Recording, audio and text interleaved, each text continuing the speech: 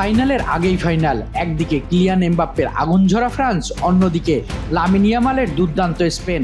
কে উঠবে বিশ্বকাপের মহাফাইনালে? আর ম্যাচের আগেই কেন ফ্রান্সকে সরাসরি চ্যালেঞ্জ ছুড়ে দিলেন ইয়ামাল? চলুন জেনে নেওয়া যাক। বিশ্বকাপ 2026-এর সবচেয়ে বড় লড়াইয়ে মুখোমুখি হতে যাচ্ছে ইউরোপের দুই পরাশক্তি স্পেন এবং ফ্রান্স। টেক্সাসের অ্যাটিএন্ডি স্টেডিয়ামে অনুষ্ঠিত হতে যাওয়া এই সেমিফাইনালকে অনেকেই বলছেন ফাইনালের আগেই ফাইনাল। ফ্রান্স এবার দুর্দান্ত ছন্দে রয়েছে। অধিনায়ক কিলিয়ান এমবাপ্পে ইতিমধ্যেই টুর্নামেন্টে করেছেন 8টি গোল। তার সঙ্গে আছেন ওসমান ডেম্বেলে, মাইকেল অলিসে, ব্রাডলি বারকোলা এবং ডিয়াসার ডুয়ের মতো তারকা ফুটবলার। তাদের আক্রমণ ভাগ এই বিশ্বকাপের সবচেয়ে ভয়ঙ্করগুলোর একটি।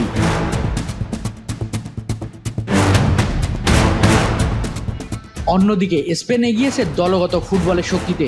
রদ্রি, পেদ্রি, ফাবিয়ান রুইজের মতো নিয়ন্ত্রিত মিডফিল্ড থেকে আক্রমণ ধার বাড়াচ্ছেন বিস্ময় বালক লামিন ইয়ামাল। বলের দখল ধরে রেখে প্রতিপক্ষকে চাপে ফেলাই স্পেনের সবচেয়ে বড় অস্ত্র। তবে ম্যাচের আগে আত্মবিশ্বাসী বার্তা দিয়েছেন লামিন ইয়ামাল। তিনি বলেছেন, আমাদের কোনো ভয় নেই। হয় ফ্রান্স টানা তৃতীয় বিশ্বকাপের ফাইনালে উঠবে, নয়তো আমরা তাদের টানা তৃতীয়বার হারাবো।